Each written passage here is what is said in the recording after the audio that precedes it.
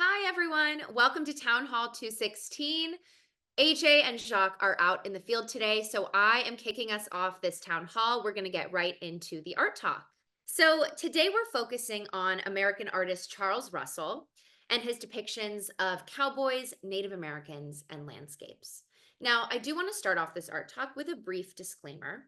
The paintings in this collection depict American Indian cultures as seen through the lens of the Old West era. These artworks by Russell may be considered to reflect historical biases, stereotypes, or misconceptions prevalent during that time. While they can offer insight into the artistic perspectives of the era, it's essential to recognize that these depictions may not fully or accurately represent the diverse and rich traditions, beliefs, and experiences of Native American peoples. We will approach these works with cultural sensitivity, respect, and an understanding of the historical context in which they were created. Okay, let's look at some art. Born in St. Louis, Missouri, Russell dreamed of becoming a cowboy and living the exciting life of men on the range. He worked as a cowboy and wrangler for 11 years before retiring in 1893 to become a full-time artist. Russell greatly admired the Northern Plains Indians, closely observing their ways during the summer of 1888, when he lived near the camps of the Blackfoot, Piegan, and Blood Indians in Alberta, Canada. This experience affected him for the rest of his life, and it's reflected in the many detailed works he created of Plains Indians' life.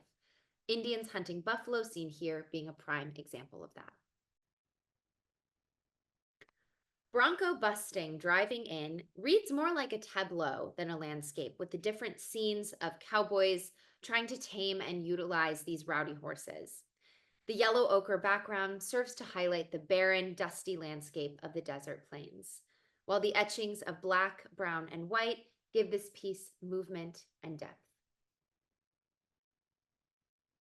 Depending on the buffalo as their staff of life, many Native American tribes followed the wandering herds in a nomadic existence.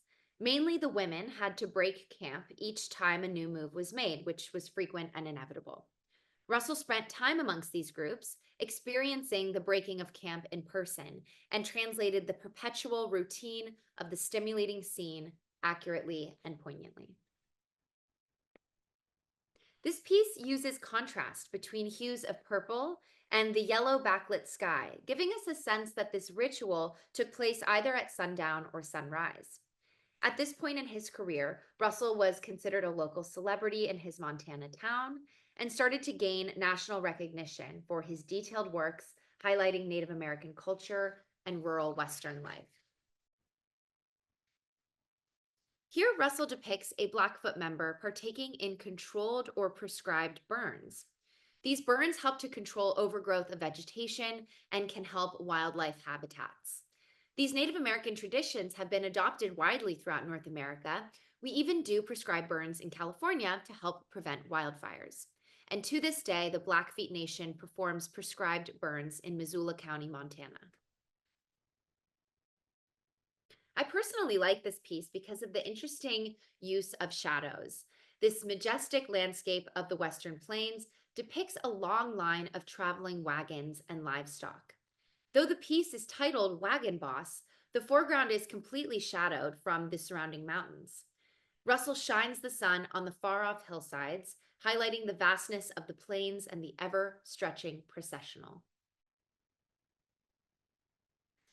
Camp Cook's Troubles shows a scuffle between a rowdy bronco interrupting and destroying the campsite cook station.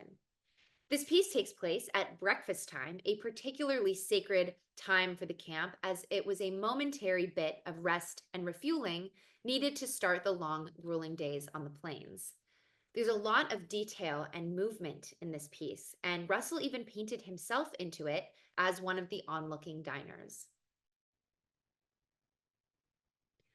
The Bison Trail depicts these iconic creatures of the North American and Great Plains. In the 1880s, there were roughly 30 million bison roaming North America. But as railroads accelerated human settlement in these once inaccessible areas, the bison population dwindled dramatically. At its worst, the bison population was 325 from 30 million. This painting here, done in 1908, was either an extremely rare sight or a reminiscence from years past. In 1910, conservation efforts for bison began, and today there are about 4 to 500,000 in North America. The Wolfman is a particularly vibrant piece compared to Russell's other works. The whimsically painted sky creates a stark backdrop for the group of hunters. In Native American culture, particularly among the Blackfeet tribe, the Wolfman refers to a legendary figure who is believed to have received direct teaching and knowledge from wolves, often related to hunting practices, social structure, and respect for the environment. Russell traveled to Mexico in 1906 to study Mexican cowpunchers for a magazine at the time, but his travels stayed with him throughout the rest of his career. Cowpunching is the work of tending to cattle on horseback, and the term cowpuncher refers to a person who does this work, painted here. The term originated in the early days of cattle drives when cowboys would use long poles or pokes to punch cattle into loading chutes and boxcars. This painting shows the act of wrangling cows with a lasso, an essential task for cowboys and ranchers that populated Russell's world.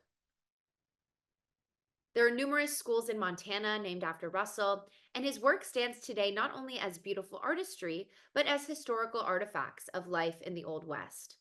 Native Blackfeet folk singer Jack Gladstone wrote a song dedicated to Russell, titled When the Land Belonged to God. The song describes Russell's painting of the same name. His paintings are sought after to this day and are located in museums and private collections throughout North America. Thank you, and now to the studio.